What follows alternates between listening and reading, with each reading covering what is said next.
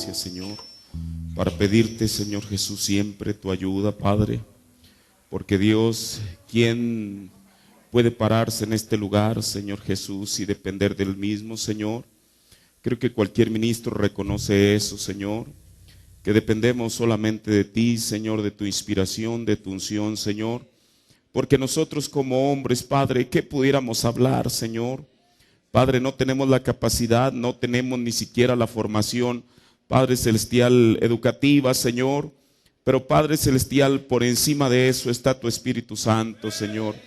Por eso en esta tarde, Dios, yo me rindo en corazón, en alma, espíritu y cuerpo, Señor, ante tu presencia, pidiéndote, Señor, que tú me ayudes, Padre Celestial, y que lo que sea hablado, Señor, sea dentro de tu palabra, Señor, Padre Celestial, y que sea para edificación de tu pueblo, Padre. En tus manos me pongo, Señor, como siempre, Dios, pidiendo que tú tomes el control de mí, Señor, y que tú me ayudes en esta noche, en el nombre del Señor Jesucristo. Amén. Dios bendiga a cada uno de ustedes, les doy una cordial bienvenida en el nombre de nuestro Señor Jesucristo. En esta tarde quiero que vayan conmigo a un libro del Antiguo Testamento. Es un libro muy maravilloso, como cualquier libro de la Biblia, desde luego. Y este libro es el libro del profeta Joel. El profeta Joel es contado dentro de los profetas menores, pero Dios no hizo acepción tampoco de profetas, porque tanto a profetas menores como a profetas mayores Él les reveló su palabra. La misma esencia de lo que nosotros estamos creyendo en esta noche, Dios se lo reveló o le habló a un profeta menor llamado Malaquías. Parecía que la profecía o la promesa de este último profeta a los gentiles, Él hubiera dado a Jeremías, a Ezequiel, a Moisés, usted sabe, a Isaías, pero Él escogió un profeta pequeño llamado Malaquías para darnos la porción que a nosotros nos toca cumplir y recibir. No solamente recibir el beneficio, pero si nuestros corazones son convertidos, nosotros, la fe de los hijos a los padres, entonces esa escritura se habrá cumplido en nuestra vida. Porque ese es el propósito de Malaquías. Hace poco un hermano me decía, no, es que cierto personaje que dice ser profeta, él es Malaquías 4:5. Le dije, oh, eso está bien. Le dije, pero dígame, ¿cómo es que Él va a convertir los corazones de los hijos a los padres y el corazón de los padres a los hijos? ¿Quién sabe? Bueno, nosotros sí sabemos, porque hemos visto lo que el Señor ha dicho en su palabra. Mire, ya comencé a predicar. Joel, el capítulo 2, el verso 31 y 32. Joel 2, 31 y 32. Joel 2, 31 y 32.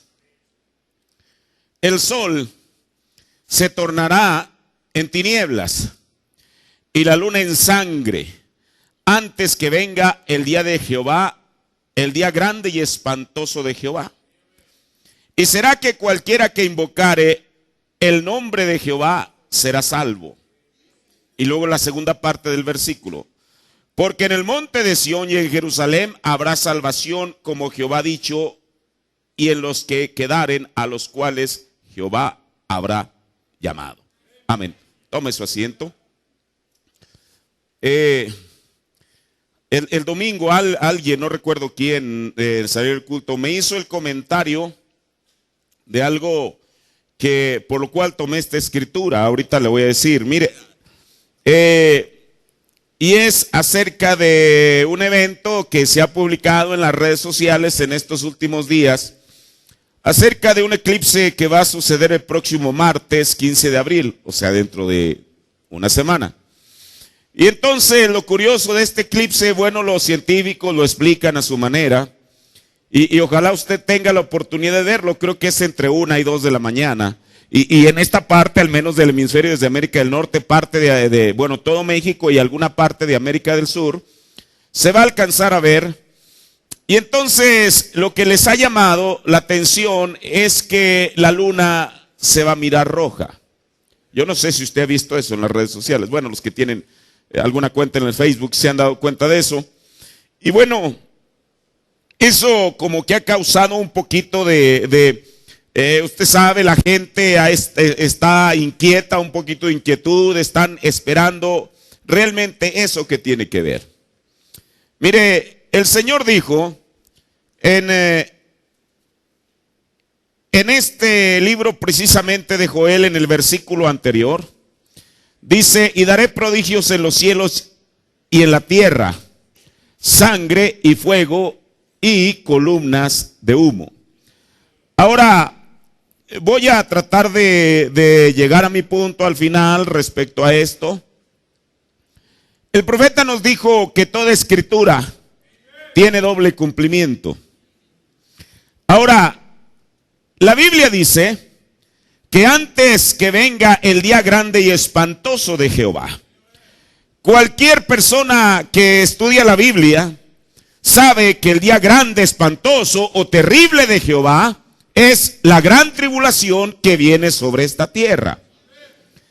Entonces, este evento, de lo que está diciendo aquí Joel, está supuesto a suceder antes de la gran tribulación, según lo que la Escritura nos está diciendo aquí. Ahora mire, porque hay otra Escritura en la cual hay otro evento. Es más, la Biblia dice las mismas palabras, pero las dice ya que eso sucedería ya dentro de la gran tribulación. Entonces, nosotros en esta noche queremos ver el tiempo y los momentos que a nosotros nos ha tocado ser testigos. Mire, el mundo está en un mundo tan convulsionado como el que a nosotros nos ha tocado vivir. Hay muchas cosas que están sucediendo en la tierra y en el universo mismo. Ahora, también hay muchas cosas fantasiosas, desde luego. Por ejemplo, hay gente que, usted sabe, es muy dado a ver cosas incluso en el internet y dicen: bueno, es que viene un meteorito que se va a impactar sobre la tierra. Y ellos hacen los cálculos. Ahora, yo desde luego no soy ni un científico, ni soy un erudito de la Biblia, pero yo desafío esa declaración. ¿Por qué? Porque la tierra no va a ser cambiada de esa manera. La humanidad no va a llegar a una aniquilación total de esa manera. Y mucho menos, aun cuando el juicio de Dios caiga, la iglesia de Jesucristo, la novia, ya no estará aquí para ver eso. Mire, en estos días que sucedió el terremoto de Los Ángeles, realmente fue un terremoto menor. Ustedes se dio cuenta hace unas 2 semanas quizá. Pero eso solamente son principio de dolores para el grande que viene. Ahora, a mí me llamó la atención un video que estaba viendo también en internet en estos días, no sé cuándo ustedes lo vieron, acerca que en el parque Yosemite, que está en algunos de los estados norteños de los Estados Unidos, ahí hay un volcán que está inactivo. Y entonces hay una persona iba manejando por la carretera y entonces va filmando algunas cosas y usted ve a una gran manada de bisontes que van corriendo a galope.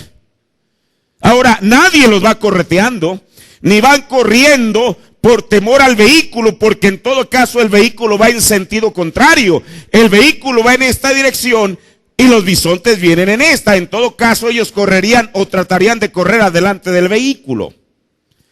Y bueno, todas este tipo de cosas que han salido en estas últimas semanas, meses, la gente les da su distinta interpretación. Y dicen, ellos están diciendo algo que nosotros, antes de ver estas cosas, nosotros ya lo sabíamos. No porque seamos eruditos o estudiosos, sino porque un profeta lo dijo. Él dijo que en 1954, cuando la India tuvo un terremoto, las vacas, el ganado que estaban junto a la cerca de piedra, de una manera misteriosa comenzaron a salir a lugares despejados. Las aves que tenían sus nidos en los muros de piedra, donde la piedra solamente está sobrepuesta una sobre la otra, abandonaron los nidos para salir hacia los árboles. ¿Por qué? Ahora, eso el profeta dice que él cuando estuvo en la India se dio cuenta que los periódicos habían publicado esa noticia como un hecho insólito. Pero ¿sabe una cosa? Muchas veces los animales que no tienen inteligencia, pero tienen instinto, tienen una mayor percepción que el ser humano. Eso es verdad. Ahora, ¿por qué? ¿Cómo es posible que de toda la creación que Dios hizo, una pareja de cada animal tuvo la percepción para poder dejar a los demás y entrar al arca? Para mí eso todavía sigue siendo, bueno, ya no tanto un misterio, porque el profeta nos dijo, usted sabe, antes del diluvio no llovía, y regularmente antes que venga una lluvia, cuando se comienza a nublar, ¿qué es lo que precursa la lluvia? Los truenos. ¿Es así? Bueno, ¿o no han visto ustedes ninguna lluvia? Son los truenos. El hermano Brennan dijo que fueron los truenos aquellos. Ahora, hermano, qué cosa. Aún ahí obró la predestinación de Dios. Todos los demás animales escucharon los mismos truenos, pero dijo el profeta, los animales nunca antes habían escuchado el sonido de un trueno. Pero los predestinados lo que hicieron fue que al escuchar aquello buscaron un lugar de refugio, y ese lugar de refugio era el arca. Parecía que la gente al escuchar esas cosas deberían de haber hecho la misma cosa. Hoy en día la gente, el mundo, a través del internet, a través de los periódicos, a través del radio, a través de la televisión, están dando cuenta que algo está por suceder. Y con todo y eso, como dijo el apóstol Pablo, no hay quien busque a Dios. La gente trató de buscar a Dios extemporáneamente. Cuando las gruesas lluvias comenzaron a caer sobre su cabeza, entonces Noé, fíjate, siempre nos dimos cuenta que tu mensaje es verdad. Ya era extemporáneo. Ahora, en esto de Yosemite, de ese, no sé si está en Utah, no quiero decirle el estado para no fallar, pero es uno de los estados de Estados Unidos. Los bisontes estaban huyendo y los científicos dijeron que podía ser la premonición de algo. Y escuche. Y ellos dicen que ese volcán que está debajo de ese monte, que con los últimos estudios que han hecho, que la intensidad de ese volcán al hacer erupción es mucho mayor de lo que ellos estaban pensando. Es más, hay gente que ha llegado, usted sabe, tan lejos a decir que eso podría acabar con la humanidad, lo cual yo no lo creo. Bueno, no digo que no creo que vaya a ser erupción, lo que no creo es que acabe con la humanidad. Pero mire, esto tiene sentido. El volcán Santa Elena, que es uno de los más peligrosos en esa línea de California, y quizá ese, cuando el profeta de Dios habla acerca del juicio sobre California, la mayoría de la gente solamente hacen énfasis en un temblor. Y cada vez que hay un temblor, la gente inmediatamente mira hacia California, como en este último, creo que fue de 4.5, de 5.5. Usted me corregirá. Apenas estamos hablando de 2 semanas atrás. Y entonces, allí en California fue. Bueno, no causó grandes daños, solamente. Después, vino otro mayor en Chile. Usted sabe de eso. Y usted sabe que Chile, hoy por hoy, es el país que ha tenido el terremoto más impactante de la historia. En 1960, cuando un profeta de Dios estaba aquí, el mayor terremoto que tuvieron fue de 9.5 grados. En este año, ahora en el pasado marzo, se cumplieron 50 años que un profeta estaba cazando ahí en el monte del Atardecer y estaba con unos hermanos. y él lanzó una piedra. Cuando la piedra cae al piso, levanta un pequeño torbellino. Al día siguiente, y entonces él dijo, ustedes verán la gloria de Dios. Al siguiente día, sucede el segundo terremoto más grande que ha habido sobre la tierra. El primero, ¿dónde fue? En Chile. El segundo comienza en Alaska. Y realmente fue un terremoto de una gran magnitud. No hubo tanta víctima porque en aquella franja donde pegó más fuerte casi está despoblado. Pero hoy en día todavía hay fotos, hay películas de todo el desastre que causó. Ahora, el profeta de Dios dijo en 1965, cuando habla de California, que un terremoto, mire, y a veces la gente malentiende lo que el hermano Branham dijo. Yo no creo, por lo que él le dijo a otros hermanos, que solamente vayan a ser Los Ángeles. Hay gente que vive confiada, incluso en la Baja California, en nuestro país. Yo hace años en una reunión ministerial les dije, miren hermanos, yo no creo que ese terremoto vaya a respetar las líneas fronterizas. Y apenas en estos días, estando por ahí yo buscando algo, ellos ya trazaron una línea, los científicos, del daño mayor que puede causar ese terremoto. Y no solamente es California, sino también toda la Baja California. Ahora, quiero decir esto, porque mire, eso es en cuanto al terremoto, el grande. Hoy en día, mucha gente se ha subido a ese barco, incluso Hollywood. En 1973 se filmó la primera película que llamaron Terremoto con Charlton Heston, aquel personaje que fue el que hizo el personaje de Moisés en los 10 mandamientos. En 1973. Yo me pregunto, ¿por qué antes no? 8 años después de que un profeta se paró en la escena y dijo que California se iba a hundir, Hollywood, yo no creo que ellos hayan escuchado alguna cinta del profeta, los productores, todo ese tipo de gente.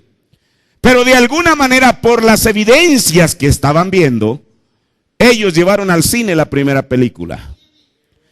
En los años 90, en Estados Unidos solamente salió una serie televisiva que le llamaron, tiene que ver también con el terremoto de Los Ángeles.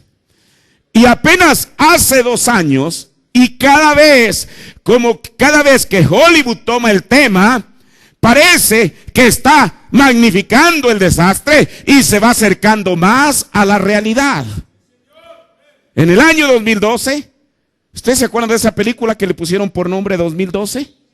Y en esa ellos ya hablan, no como en la primera. Y usted sabe que quizá la ciudad iba a quedar devastada y que iba a quedar en pie. Pero ellos están hablando que una franja de aquello se va al océano.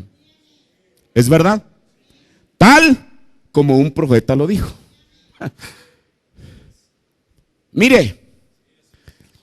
El profeta no fue como Nostradamus, que comenzó a hablar simbólicamente, que dijo que un león, un perro, un tigre. Y después que sucede el asunto, dice, es que ese tigre era fulano, es que ese león era merengano. No, él dijo enfáticamente lo que iba a suceder con California.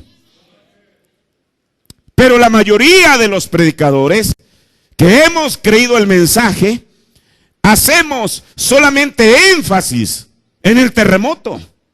Pero hubo otra cosa que el hermano Branham dijo, será como el último día de Pompeya. ¿Qué fue Pompeya? Pompeya era una ciudad pecaminosa en Italia. Y entonces el volcán, el Vesubio, les comenzó a dar ciertas advertencias. Yo tengo aquí ese documental, El último día de Pompeya, es una película. Y entonces la gente comenzó a ignorar aquellas señales, se comenzaron. Y mire, y yo cada vez que lo veo, digo, Señor, esto está tremendo. ¿Cómo es que la gente, por confiada, cuando se dieron cuenta del real peligro, habían quedado atrapados? Hoy en día, esa ciudad, mucha parte de ella ya le quitaron, porque usted sabe, fue una mezcla de ceniza, lluvia, magma, todo, de tal manera que la gente incluso han quitado parte de aquella capa rocosa que estaba cubriendo a la gente.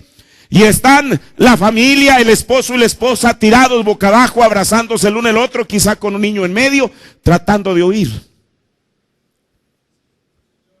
Eso, hermano, está dantesco, es una vista terrible. Pero ahí está. Ahora, esto que están diciendo de este volcán que le digo, se me va la palabra ahorita. Con el que le comencé a decir que dicen que tiene dimensiones catastróficas. ¿Ah? No, el Santa Elena, el otro, el de Yosemite. Si eso llegase a suceder solamente para cumplir lo que la Biblia dice y lo que un profeta vino a reafirmarnos en este tiempo. Ahora, hay desde luego muchas cosas que la Biblia nos habla que sucederían antes que el Señor viniera. Pero mire, ya que ahorita está de moda eso, y no por ser oportunista, esto que se está diciendo acerca de que la luna se va a ver roja como si fuera teñida en sangre, lo cual yo sé que no es que la luna se vaya a teñir en sangre literalmente. Eso es por causa de un eclipse. Pero hay otra escritura que nos dice exactamente la misma cosa. Mire, esta escritura que leímos en el libro de Joel, el apóstol Pedro la repite en el capítulo 2 de los Hechos. Cuando la gente, en Hechos 2, 20 y 21, cuando la gente está, usted sabe, burlándose y pensando que aquellos 120 que habían bajado del aposento alto estaban actuando como si estuvieran ebrios, Pedro les dice: ellos no están ebrios como ustedes piensan. Esto más bien fue lo que fue dicho por el profeta Joel. Y entonces él toma a este profeta Joel, y parte de lo que él dice es el verso 30: y daré prodigios en el cielo. Mire, mucha gente hoy en día hace mofa de las palabras del profeta. ¿Sabe usted lo que él dijo que eran los prodigios en el cielo? Dijo que eran platillos voladores. Eso es lo que dijo el hermano Branham. O sea, él iba a dar prodigios en el cielo. Ahora recuerde, el apóstol Pedro comienza diciendo, porque dijo el profeta: yo derramaré, o sea el profeta Joel, yo derramaré de mi espíritu en los últimos días. Yo derramaré de mi espíritu sobre toda carne. Pero ahí no para. La profecía sigue. Mire, Joel apenas, desde el verso 28, es cuando él comienza a hablar de eso. De un derramamiento del Espíritu Santo sobre la iglesia. Pero Joel, ni el apóstol Pablo, o Pedro mejor dicho, en el día de Pentecostés, se quedan solamente con la parte de los dones del Espíritu Santo en la iglesia. Porque el profeta dice, cuando Joel dijo en los últimos días, el profeta dijo va a ser en los últimos 2 días. Y no son 2 días literales, dijo el hermano Branham, son los últimos 2000 años. Entonces, del tiempo de Jesús a la fecha, todo lo que dijo Joel a partir de Joel 2, 28 al 32 tendrá que tener su cumplimiento. Por eso, cuando él dice que habría prodigios en el cielo, dijo el profeta, son platillos voladores, y en la tierra sangre, fuego y columnas de humo. Y el sol se tornará en tinieblas y la luna en sangre, antes que venga el día grande y espantoso de Jehová. Pero mire, siendo que eso sucedería cuando la misericordia de Dios todavía esté vigente, él dijo, y será que cualquiera que invocare el nombre de Jehová será salvo. Ahora, como hemos dicho, dijimos en una ocasión, el apóstol Pedro, y esto a mí me muestra que tuvo que haber sido el Espíritu de Dios.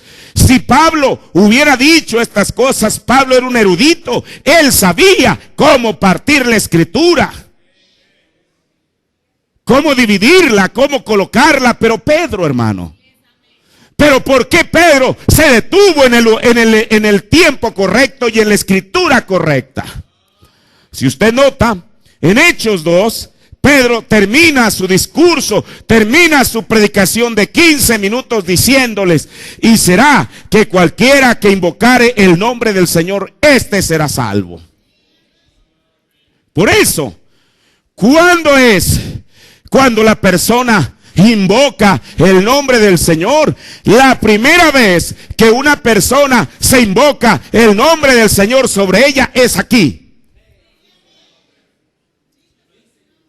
Por eso, yo lo he dicho, el bautismo correcto y completo no solamente es en el nombre del Señor, en el nombre de Jesucristo, sino en el nombre del Señor Jesucristo. Porque el que invocare el nombre del Señor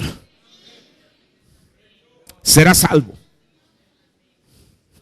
¿Qué cosa? Y pensar que eso hasta en este tiempo Dios lo reveló a todo aquel. Ahora, esto es el principio solamente, porque a diario en nuestros pensamientos, en nuestras oraciones, y aún dijo Pablo, en nuestras acciones debemos de invocar el nombre del Señor. Por eso él dijo, todo lo que hagan de hecho y de palabra, hacerlo ¿de quién?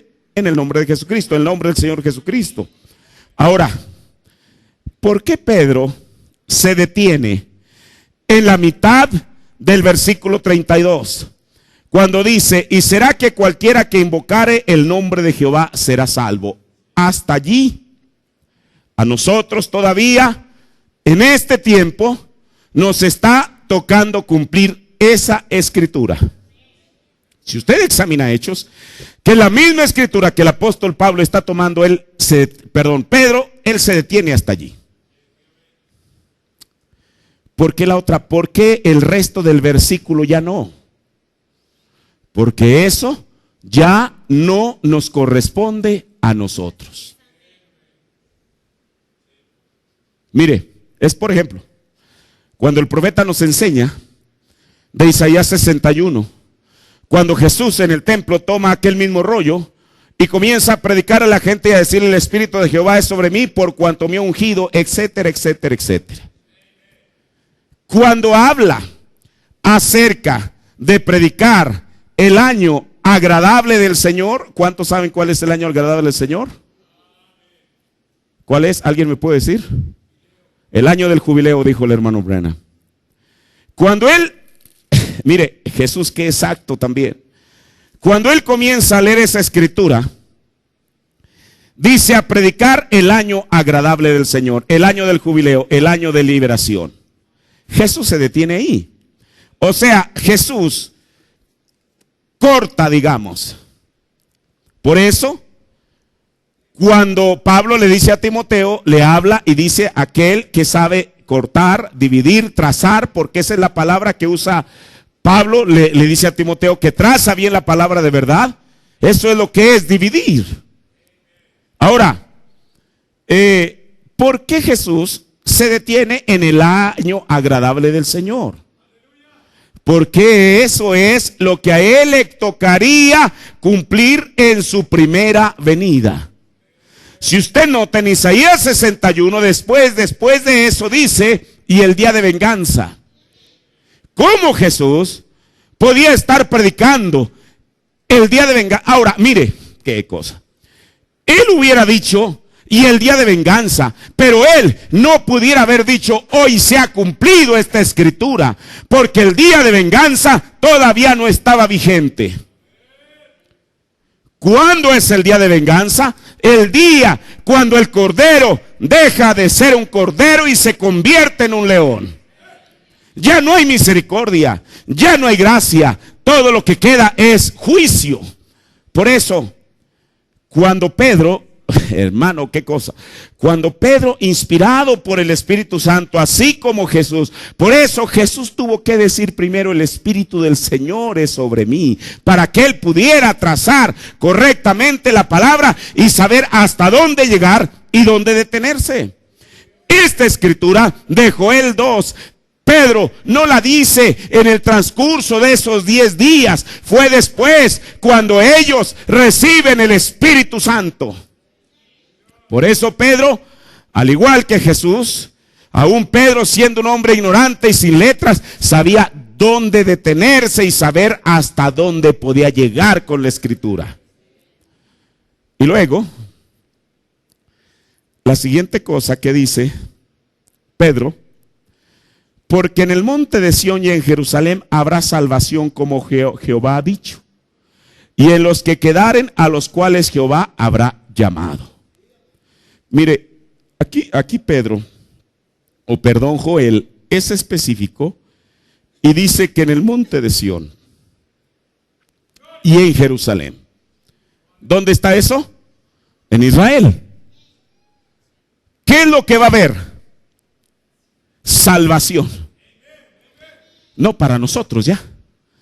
Porque para nosotros la encomienda fue: ir por todo el mundo y predicar el evangelio. A nosotros, por la gracia y misericordia de Dios, nos ha tocado ser parte de ese grupo. Pero según lo que Joel está diciendo en esta segunda parte, y que fue lo que Pedro omitió en decir, él dijo: porque en el monte de Sión y en Jerusalén habrá salvación, como ha dicho, como Jehová ha dicho, en los que quedaren, a los cuales Jehová habrá llamado. Eso quiere decir que Dios en su mente tiene un grupo. Mire, así el sábado pasado hablaba con un hermano que recién está comenzando a venir. Estábamos hablando de San Juan 10, de Jesús el buen pastor. Cuando habíamos terminado la plática, él me dice, leyó 2 versículos más adelante donde yo terminé, y me dijo: hermano, espérame, antes de que se vaya, dígame, ¿por qué dijo Jesús que hay otras ovejas, que hay ovejas de otro redil a las cuales también me conviene ir? ¿Así dice la Biblia? Yo dije, bueno, yo no estaba hablando de eso. Dije, bueno, pero si usted pregunta, le tengo que contestar.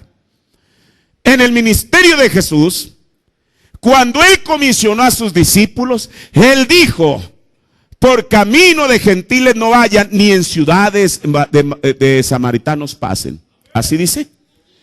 Antes id a las ovejas perdidas de Israel. O sea, él a sus 12 les dijo: no tengan nada que ver con ningún gentil ni con ningún samaritano. Esa fue la orden expresa de Jesús. Ahora, Jesús no podía predicarles algo y él mismo hacer algo distinto. Cuando la mujer sirofenisa vino a interceder por su hija, iba gritando detrás de él: Señor, o Jesús, hijo de David, ten misericordia de mi hija. De tal manera que los discípulos se fastidiaron. Dijeron: Señor, esta señora ya viene, despáchala, ya deshazte de ella. Dale lo que ella está pidiendo. Pero si Jesús, hermano, si Jesús les dijo a sus discípulos que fueran a las ovejas perdidas de Israel, Jesús le contesta no a la señora, a ellos. Les dice: yo no soy enviado, sino a ¿qué? A las ovejas perdidas de Israel. Por eso en San Juan 10, cuando él habla del pastor y las ovejas, él se estaba refiriendo a Israel. Pero entonces no es que él se haya acordado, él en su mente sabía que algún día los judíos iban a rechazar la misericordia, y entonces él dijo: espérense, pero también hay otras ovejas a las cuales a mí me conviene ir. Mire qué maravilloso. Yo le decía al hermano: mire, en el libro de los Hechos fue Pablo, el mensajero de la edad. Mire la facultad que cualquiera de los 7 mensajeros tiene este Pablo. Cuando él estaba predicando el evangelio de Jesucristo en las sinagogas, ¿de quién eran las sinagogas? Judías. La gente blasfemaba. Y uno de esos días el Espíritu de Dios le dijo: Pablo, se acabó. Y Pablo les dice: puesto que ustedes se consideran indignos de la vida eterna, ¿ahora qué? Ayúdeme con la escritura. ¿Nos volvemos a quién? A los gentiles. Pablo estaba cumpliendo lo que Jesús había dicho en San Juan 10. Era Jesús a través de su primer mensajero Pablo, ahora yéndose a aquel grupo de ovejas que Jesús también, usted sabe, le convenía ir. El siguiente mensajero hizo exactamente lo mismo hasta el último mensajero. Nosotros en esta noche somos parte de esas ovejas a las cuales Jesús también le convino ir. Porque Él vino a nuestros términos, a través de su palabra, a través de su Espíritu Santo, a través de su mensaje, a través de su mensajero. Qué cosa. Ahora, pero entonces iba a suceder lo mismo que con los gentiles. Jesús dijo en sus evangelios, cuando ellos le preguntan: ¿por qué a ellos les habla solo por parábolas? Usted sabe lo que Jesús dijo. Y también les dijo a los líderes de su día que ellos eran ¿qué? No mudos, que estaban ciegos y que eran guías de ciegos. Entonces, la razón que el evangelio de Jesucristo, cuando originalmente fue enviado a las ovejas perdidas de Israel, se dio una vuelta hacia los gentiles, fue a causa de la ceguedad de aquella iglesia. Pero estamos en esta. En ninguna otra edad de la iglesia el Señor se refiere así, sino solamente a la Odisea, cuando le dice: eres ciega, cuitada, miserable, pobre y desnuda. La ceguedad del pueblo gentil va a hacer que uno de estos días el evangelio, este mismo mensaje regrese al pueblo judío. ¿Para qué? Para cumplir lo que dijo el Señor en Joel 2:32, la segunda parte: porque en el monte de Sión y en Jerusalén habrá salvación. ¿Es verdad? Habrá salvación, como Jehová lo ha dicho. Esta no era la palabra de Joel, era palabra de Dios. Y a los que quedaren, ¿alguien me pudiera decir quién es ese remanente? ¿Quién? Los 144,000. A los que quedaren, a los cuales Jehová habrá llamado. Por eso Juan, con certeza, dijo: sí, efectivamente, son 12 de la tribu de Neftalí, 12 de la tribu de Zabulón, 12 de la tribu, etcétera, etcétera. Y 12,000 por 12, ¿cuántos son? 144,000. Dios tiene una lista exacta de sus escogidos. Ahora, pero usted dice: bueno, pero ¿eso qué tiene que ver con el asunto de la luna teñida en sangre? Mire, el sexto sello, si usted me acompaña a Apocalipsis, el capítulo 6, mire cómo se abre. Mire, nosotros sabemos, hermano, que el primer sello cabalgó un caballo blanco con un jinete que traía un arco sin flechas. El profeta nos dijo que ese es el anticristo, ¿es verdad? Después de ahí, el mismo jinete, no otro, saltó de caballo, dejó el caballo blanco que llevaba y saltó al caballo rojo. Caballo rojo es color de sangre.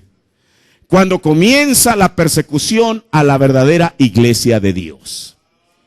Pero como hemos dicho, a Satanás le resultó contraproducente. Porque él pelea todo lo que puede pelear. En una ocasión que él no estaba disputando con el arcángel, ¿por qué? No por el alma de Moisés, hermano, estaba disputando por su cuerpo. Pero si hasta a Satanás le dan a escoger y le dicen: ¿qué prefieres? ¿El cuerpo o el alma de la persona? ¿Qué cree usted que él va a escoger? El alma. Por eso Jesús dijo: ustedes no teman al que mata el cuerpo, pero témale a aquel que puede destruir el alma en el infierno con la muerte segunda. Así que cuando él vio que matar cuerpos y cuerpos y cuerpos y cuerpos de un cristiano, pues él no estaba logrando su objetivo. Porque ellos iban a los circos romanos, no temblorosos ni lloriqueando. Había una unción en ellos. Porque la Biblia dice que cuando el enemigo venga como un río, el Espíritu de Jehová levantará bandera. ¿Usted cree que si el Señor veía a Satanás que estaba ahí, usted sabe, galopando en su primer caballo, se iba a quedar cruzado de brazos y decir, ay, pues que haga estrago? No, Señor, Él levantó el espíritu de león para que se parara con aquellas personas y les dijera, ustedes dicen que son apóstoles, pero no son. Son mentirosos. Y como dijo el profeta, ¿qué derecho tiene usted y yo a probar al pastor, al evangelista, al maestro, al apóstol? Dijo, es la palabra la que los prueba. Pero bueno, cuando el diablo cambia de jinete, el Señor también cambia su estrategia. Por eso, cuando Él comienza a matar a los cristianos, en vez de que ellos fueran lloriqueando como cobardes, iban, hermano, con gusto a entregar su sangre por el Señor. Los verdaderos cristianos morían cantando, alabando al Señor en aquellas piras con la leña verde que primero los asfixiaba y después los quemaba. Si eran genuinos. Si iban al circo, usted sabe, para hacer un espectáculo para los emperadores en aquel, y mire, ¿sabe una cosa? Ayer o antier estaba yo viendo un documental sobre la destrucción de Jerusalén. Y Tito, el hijo del que después fue emperador, al que le tocó ya terminar con aquella comisión que le habían dado de Roma, él fue al templo de Jerusalén y saqueó los tesoros del templo. Bueno, ustedes saben, los documentales lo ilustran ahí, los llevan prácticamente en carretilladas de monedas de oro. ¿Y sabe usted qué pasó? ¿Alguno de ustedes ha visto, bueno, porque no sé si alguien ha estado ahí, al menos yo no, ha visto el Coliseo Romano, aunque sea en una foto? Lo que hoy queda del Coliseo Romano. Lo que ellos, mire qué cosa, lo que los soldados romanos se llevaron del templo de Jerusalén, lo invirtieron en aquel gran coliseo como un memorial a aquel general que había destruido Jerusalén. Eso está tremendo. Y pensar que los judíos, porque en el libro de los Hechos dice que en los tiempos, creo que en Hechos 14, dice que en tiempos de, Hechos 14 o 16, usted verifíquelo, que en tiempos del emperador Claudio hubo una persecución. ¿De quién? A los cristianos. Qué cosa tan irónica que el Coliseo, que había sido construido con dinero sagrado del pueblo judío, era el mismo lugar donde los cristianos eran hechos espectáculo. Pero ninguno de ellos iba llorando. Cuando Satanás dice, bueno, esto a mí no me está dando resultado, yo quiero sus almas, y resulta que al final no estoy ganando ninguna. Al final de cuentas, ¿para qué me sirven esos cuerpos que están ahí tirados? Y entonces cambia de caballo. Un caballo negro, obscuridad. ¿Qué es lo que hace? Si esta palabra de Dios es una lámpara, el día que se cierra la palabra de Dios, se apaga la luz. ¿Qué fue lo que hizo Satanás? Le cerró la Biblia. Y entonces la gente escuchaba que si el cura les decía que María subió bueno, eso fue mucho después de luego, pero por decir algo, que Pedro fue el primer papa, que María intercede por nosotros, que María subió en cuerpo y alma, que el papa es infalible. Cada una de esas cosas, la gente, como no tenía el conocimiento de la palabra de Dios, se las comía. Que si tú quieres ir al cielo, tienes que comprar una indulgencia. Mire, el asunto de las indulgencias fue la última gota que derramó la copa, porque a eso ya le tocó a Lutero ser testigo. Por eso, cuando él publicó las 95 tesis, eran eso. Lutero estaba reventando, perdón por esa palabra, estaba protestando en contra de las indulgencias,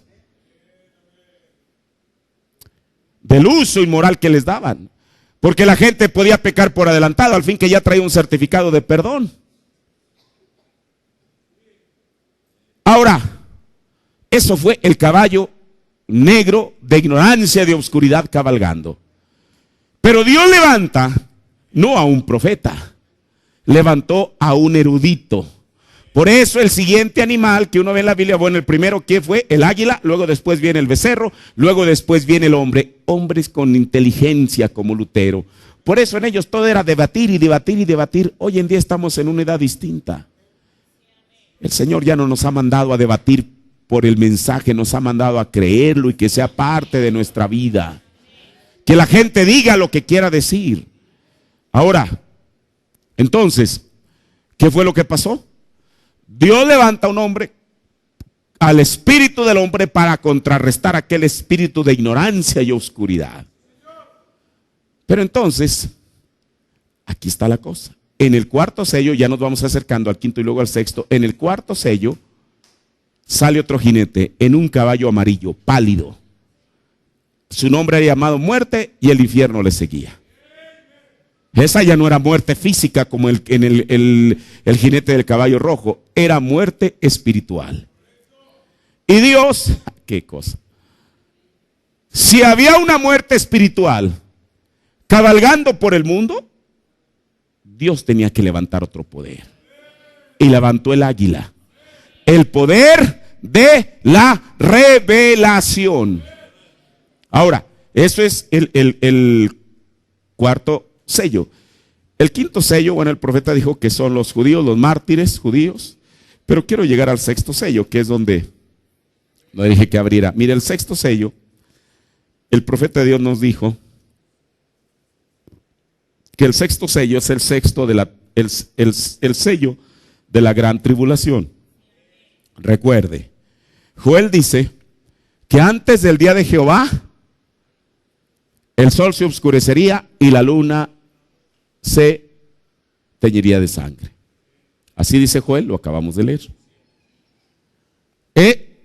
Eso, si la Biblia dice que el Señor enviaría al profeta Elías antes del día de Jehová grande y terrible, quiere decir que eso sucede también antes de la gran tribulación. Ahora, pero esta escritura de Apocalipsis 6:12, y miré cuando él abrió el sexto sello, y aquí fue hecho un gran terremoto. El sexto sello se abre con un gran terremoto. Mire, el profeta de Dios dijo, la Odisea comenzó con un terremoto. ¿Cuántos saben eso? El de San Francisco de 1906, creo que fue el día 19 de abril, 18-19 de abril. Y dijo, la Odisea comienza con un gran terremoto y termina con otro gran terremoto. Por eso, al profeta de Dios le preguntaron, no le preguntaron, sino que él dijo, hablando del terremoto de Los Ángeles, California, en el sermón, vosotros, ¿quién decís que es este? Dijo que él creía que los ángeles se hundirían antes de la venida del Señor. Escuche, entonces a la novia de Jesucristo le tocará estar todavía aquí en esta tierra cuando eso suceda. Nos tocará ser testigos todavía a través de los medios que hoy en día existen, que una gran tajada de los Estados Unidos y quizá parte de México se fue al fondo del océano. Pero la venida de Jesús ya será cuestión, yo creo que prácticamente de días. Yo no quiero especular porque yo no sé, pero según lo que puedo ver en la Escritura. Ahora, este sexto sello dice fue hecho un gran terremoto. O sea, no cualquier terremoto, un gran terremoto. Y el sol se puso negro como saco de cilicio y la luna se puso toda como sangre. Aquí encontramos otra vez lo mismo que dice el profeta Joel, que la luna se puso roja o toda como sangre. Ahora, nosotros desde luego para poder saber a qué se refiere la Biblia cuando habla de esto, puesto que es profecía, yo no puedo especular ni decir, hermano, yo me imagino qué es esto, qué es aquello, qué es lo otro, no. Hay un mensaje que Dios envió. Mire, y en el sexto sello, párrafo 288 al 294, ahora, porque Apocalipsis 6 corre en paralelo con Apocalipsis 11. ¿Qué es Apocalipsis 11? Cuando dos profetas aparecen en la escena. ¿Es verdad? Ahora, escuche. Tomando otra vez lo que Joel dijo en la última parte, él habló de un grupo que sería salvo en Jerusalén. Por eso estos dos profetas no van a andar predicando por todo el mundo, hermano. Dios les tiene un grupo asignado y un solo lugar asignado en el cual ellos van a predicar. Escuche, mire, yo tengo un temita ahí, no voy a entrar a Daniel 12 porque ese es algo muy tremendo y el tiempo no me alcanza. ¿Cómo es que ellos son comisionados? Porque el profeta de Dios nos dijo una y otra vez que ellos van a predicar este mismo mensaje. Le pregunto, ¿Moisés en su tiempo predicó lo mismo que nosotros estamos escuchando en esta noche? No. Moisés lo que trajo fue la ley. Todo lo que él habló está en 5 libros. ¿Es verdad? Porque en Deuteronomio, en el último capítulo, él muere. Realmente, Elías, ¿qué predicó? Solamente hizo milagros. Y su mensaje que llevó, como dijo el profeta, a la Casa Blanca.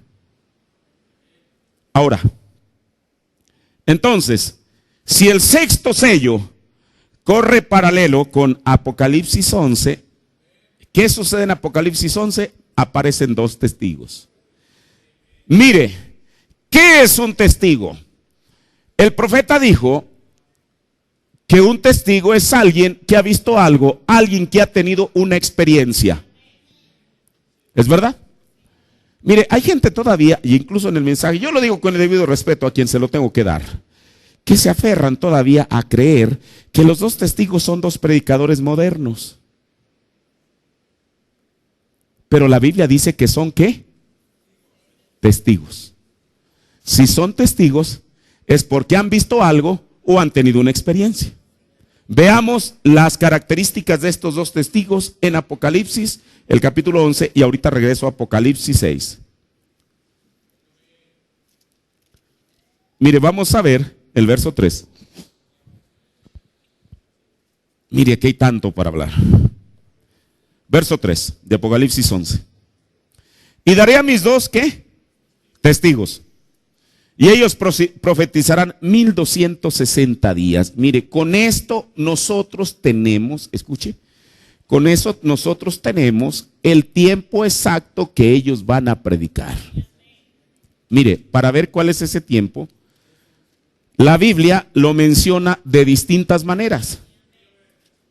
Mire, yo aquí tengo mis propias notas aquí en el libro de Daniel. La Biblia habla, cuando se refiere a 3 años y medio, lo menciona como tiempos, tiempo y mitad de tiempo. Tiempos, 2. Tiempo, 3. Y mitad de este, ¿cuántos serían? 3 y medio. Eso lo dice en Daniel 7:25, Daniel 12:7 y Apocalipsis 12:14. Pero también se refiere a 1260 días, que es la escritura que acabamos de leer en Apocalipsis 11:3. Y también la Biblia lo menciona en Apocalipsis 12:6. Mire, ¿cómo le da a usted 1260 días?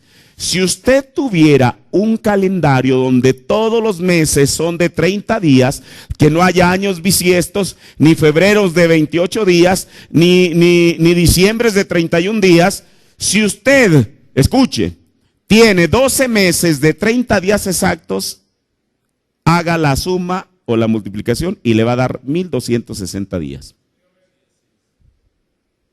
En 3 años y medio, con meses de 30 días exactos. Pero hay otro referente. La Biblia también habla de otra cifra y le llama 42 meses. En Apocalipsis 11:2 y en Apocalipsis 13:5. Si usted tuviera una calculadora y dijera ¿cuántos años son 42 meses? ¿Cuántos son? 3 años y medio. Exactamente la misma cantidad de tiempo. Ahora, regresemos a Apocalipsis, el capítulo 6. Perdón, hermano, 11. Al final voy a tomar 6 para ver ya esto de la luna en sangre. Déjeme ver dónde me quedé. ¿Por qué no leemos desde el versículo? Bueno, desde el 1, rápidamente, ya se me está yendo el tiempo. Dice: y me fue dada una caña semejante a una vara, y se me dijo: levántate, mide el templo de Dios y el altar a los que adoran en él. Y echa fuera el patio que está fuera del templo, y no lo midas, porque es dado a los gentiles, y hollarán la ciudad santa. ¿Cuántos? 42 meses, que son 3 años y medio. Y luego en el verso 3 dice: y daré mis 2 testigos, y ellos profetizarán 1260 días. O sea, por el mismo tiempo que los gentiles van a hollar la ciudad santa, va a ser exactamente el mismo tiempo que Moisés y Elías van a estar predicando. Bueno, pero todavía, ¿cómo podemos saber si realmente son Moisés y Elías? Sigamos leyendo: vestidos de sacos. Estas son las 2 olivas y los 2 candeleros que están delante del Dios de la tierra. Y si alguno les quisiere dañar, ¿a quién? A estos 2 testigos. Fuego sale de la boca de ellos y devora a sus enemigos. Si alguno les quisiera hacer daño, es necesario que él sea así muerto. El verso 6. Ellos tienen potestad de cerrar el cielo, que no llueve en los días de su profecía. Yo me pregunto, ¿usted de pura casualidad sabe de algún profeta que cerró los cielos? ¿Alguien me puede decir? Elías. Santiago dice que Elías, mire, ay hermano, déjeme ver, perdóneme, no quiero irme mucho en esto, pero tan solo deme 5 minutos y termino. Santiago dice, en Santiago 5:17, Elías era hombre sujeto a semejantes pasiones de que nosotros, y rogó con oración que no lloviese, que es lo mismo que nos dice en Apocalipsis. ¿Es verdad? Y no llovió sobre la tierra, ¿cuántos? 3 años y 6 meses. Entonces, le vuelvo a preguntar, ¿sabemos de alguien que durante 3 años y 6 meses cerró los cielos para que yo no lloviera? ¿Quién es? Entonces, si es un testigo, es porque ya tuvo esa experiencia. Dígame, ¿qué hombre, profeta, apóstol, pastor, evangelista, maestro, actual o de la antigüedad, haya cerrado los cielos por 3 años y medio? ¿Quién? Ni uno solo. Pero hubo alguien que sí lo hizo. ¿Quién fue? Elías. Entonces, cuando la Biblia describe que estos tienen potestad para cerrar los cielos, que no caiga, que no llueva en los días de su profecía, yo ya no tengo ninguna duda de quién es este personaje. Es Elías. Porque coincide el tiempo que él cerró los cielos allá con el tiempo que él los va a cerrar en el futuro. Pero como no es un testigo, son 2. Dice: y tienen poder sobre las aguas para convertirlas en sangre y para herir la tierra con toda plaga cuantas veces quieran. ¿Alguien me pudiera ayudar y decir si hubo alguien que antes convirtió el agua en sangre? Moisés. ¿Hubo alguien que también trajo toda clase de plagas en la antigüedad? Moisés. Entonces, aunque la Biblia no menciona los nombres, por su ministerio uno los puede identificar y tener la certeza que estos 2 testigos no pueden ser alguien más que Moisés y Elías. ¿Es verdad?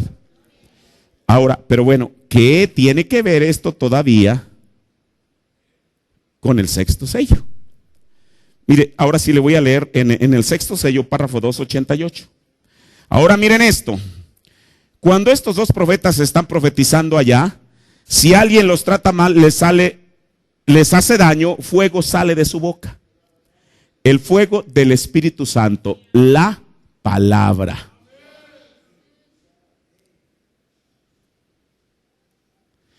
¿Qué no dijo en una vez Elías? Cuando el rey mandó a atraparlo, ¿qué dijo? Si soy hombre de Dios, ¿qué?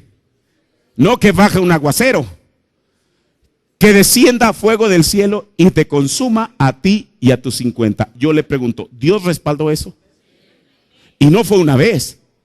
Fueron al menos 2 o 3 ocasiones hasta que el rey por fin se dio por vencido. Ahora, entonces, van a hacer exactamente lo mismo. Dice, el fuego del Espíritu Santo, la palabra es Dios, la palabra es fuego, la palabra es espíritu, ven, procede de sus bocas.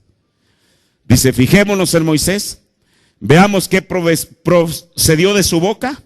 Aquellos, Israel comenzó a la manera que estaban de acuerdo. Allí quiero decir que los egipcios estaban maltratando a los judíos. Moisés, es que no los dejaban ir, Faraón no los soltaba.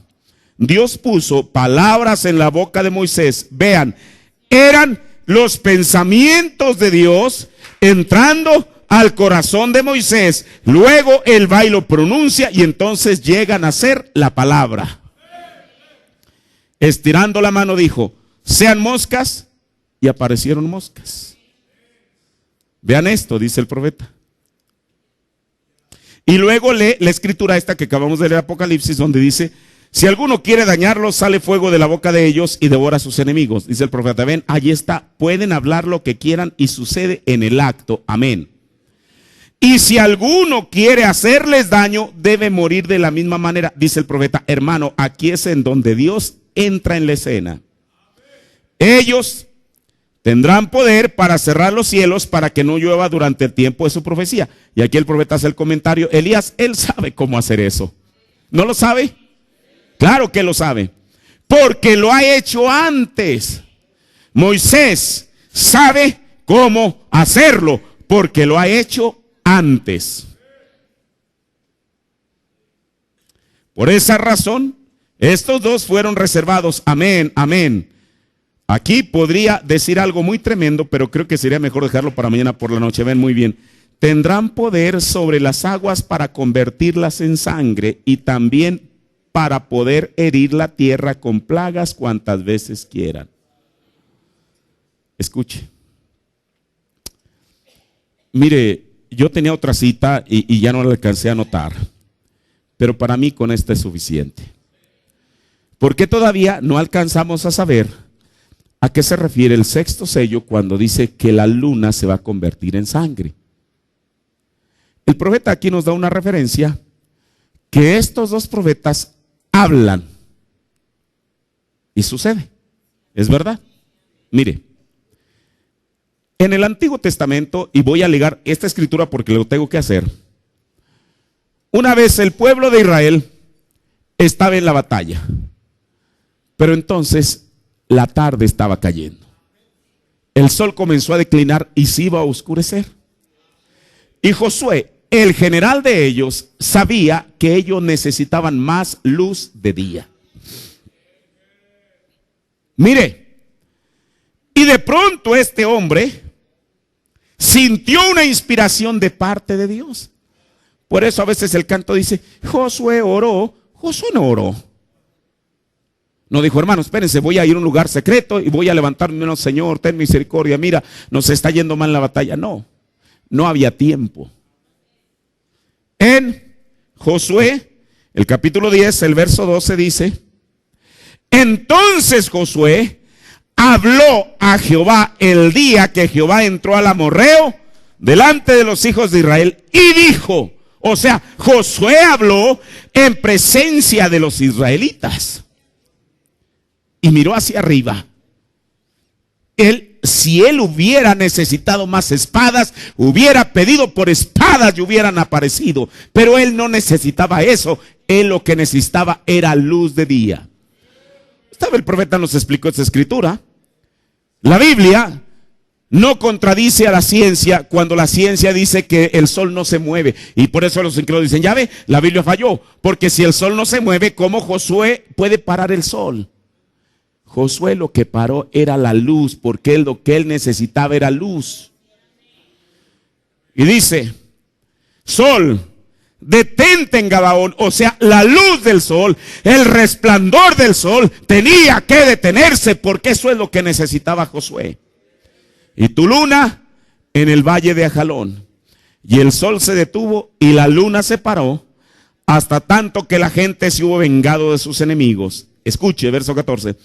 ¿No está esto escrito en el libro de Jacer? Y el sol se paró en medio del cielo y no se apuró a ponerse casi un día entero. Mire, siempre que leo esta escritura, siempre viene a memoria. En la primera reunión de jóvenes que yo asistí hace 30 años, no sé por qué, había un joven que de pronto comenzó a acercarse a mí y no sé cómo me vería. Hermana está aquí presente, se acuerda de eso, una reunión en San Pedro, Coahuila. Él todavía vive, se llama Lauro, no sé qué es. Él por alguna causa no persevera en el mensaje, pero bueno, no ese es el tema. Y me acuerdo que él pues me invitaba, mire hermanito, vamos a la tienda. Usted sabe, a lo mejor él estaba en su primer amor y yo también. Pero una de las cosas que Laurito me dijo, él vive en Saltillo presentemente, me dijo, oiga, en 1984, este hermano no sé en qué trabajaba, porque él me dijo, cuando las computadoras eran algo incipiente, dijo, por medio de las computadoras, los científicos han descubierto que al mundo le falta un día. Y yo dije, ¿usted cómo sabe eso? Dijo, ahí está. Bueno, yo como ni sabía eso, ni me interesé en preguntarle los detalles de eso, pero fue lo que él me dijo. Dios confirma que su palabra es verdad. Por eso dice la Biblia, y el sol se paró en medio del cielo y no se apresuró a ponerse casi un día entero. Ahora escuche. Usted dice, bueno, ¿por qué los científicos dicen que al mundo le falta un día y Josué dice que casi un día? Usted sabe que una vez a un rey se le dio una señal de que iba a recibir una sanidad. ¿Se acuerdan de ese rey? Acaz. ¿Y qué dice la Biblia? ¿Qué cosa? No el reloj digital. El reloj de Acaz se regresó, ¿cuántos? 10 grados. Eso es lo que dice la Biblia en Isaías. Bueno, hermano, ¿han leído eso de pura casualidad? Dios, ese hombre le pidió una señal. Bueno, fue, usted sabe, en los tiempos de Isaías, cuando él fue y decretó y le dijo a aquel rey que iba a morir. Dios, para confirmar la sanidad de aquel hombre, el reloj de sol de Acaz, dice la Biblia, no que usted agarra y pum, lo adelante 10 grados, sino que se regresó 10 grados. Hermano, esto es maravilloso, ¿no cree usted? Ahora, mire,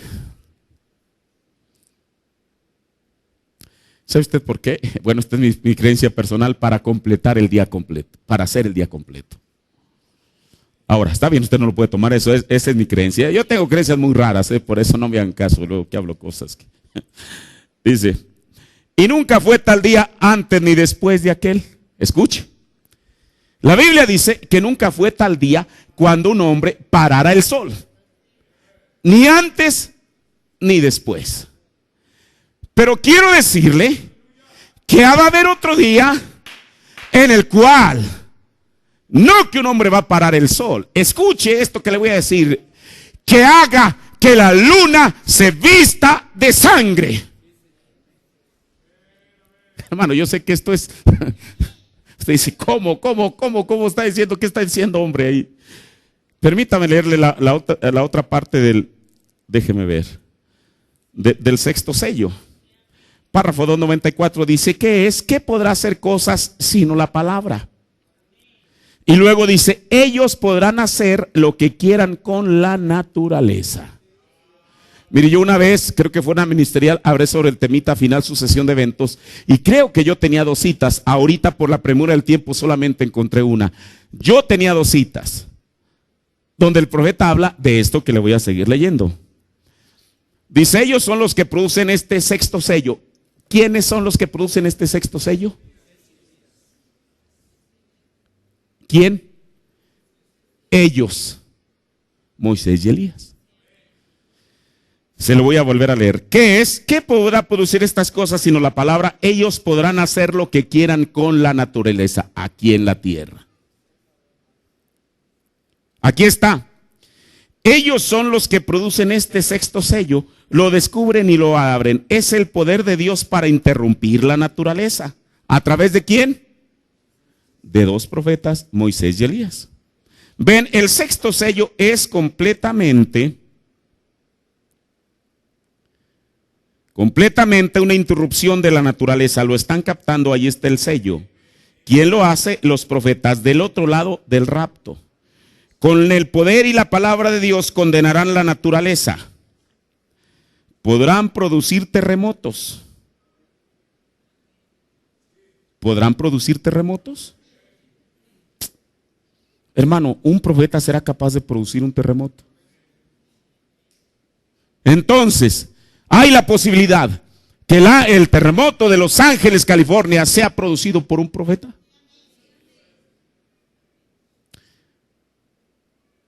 Podrán producir terremotos y convertir la luna en sangre, hacer bajar el sol o en fin, lo que ellos manden. Amén. Mire, aquí sí, esto que yo le voy a decir, lo va a tener que creer por fe. Le voy a decir por qué. Porque ahorita en esta noche no tengo la cita. Cuando el hermano Branham, en otro mensaje, no en este, bueno, qué bueno que encontré un antecedente. Entonces, Moisés y Elías, ellos pueden producir terremotos. En otro mensaje, el profeta dice, hablando de la luna que se tiña en sangre, dijo, eso será producido por cenizas volcánicas. Usted, como yo siempre, para mí es mejor leer que citar. Pero como no tengo la cita en este momento, mire, yo hace rato estaba buscando esas notas de esa final sucesión de eventos donde tengo la cita y no las pude encontrar, quizá las eliminé. Le vuelvo a repetir. Y yo, bueno, antes de yo quererlo convencer a usted, yo tengo que estar convencido. Yo estoy convencido de eso. Es más, ahorita llegando a la casa me voy a dar a la tarea. Creo que las imprimí tan solo para yo mismo satisfacerme y decir, sí, Señor, esto es lo que dijo el profeta. Escuche, si ellos tienen poder para producir terremotos aquí en la tierra, el profeta dijo que convertir la luna en sangre es en erupciones volcánicas. Y mire, yo recuerdo que en esas notas busqué algún artículo sobre eso, donde los científicos recientemente han descubierto que la luna tiene volcanes. Hermano, si Josué, aquí en la misma tierra que usted y yo estamos parados en esta noche, fue capaz de mirar arriba y hablarle al sol, que estos dos profetas no serán capaces de mirar arriba y hablarle ya no al sol, sino a la luna. Si ellos son capaces de producir terremotos y erupciones volcánicas, el profeta eso es lo que dice, que la luna roja son erupciones volcánicas.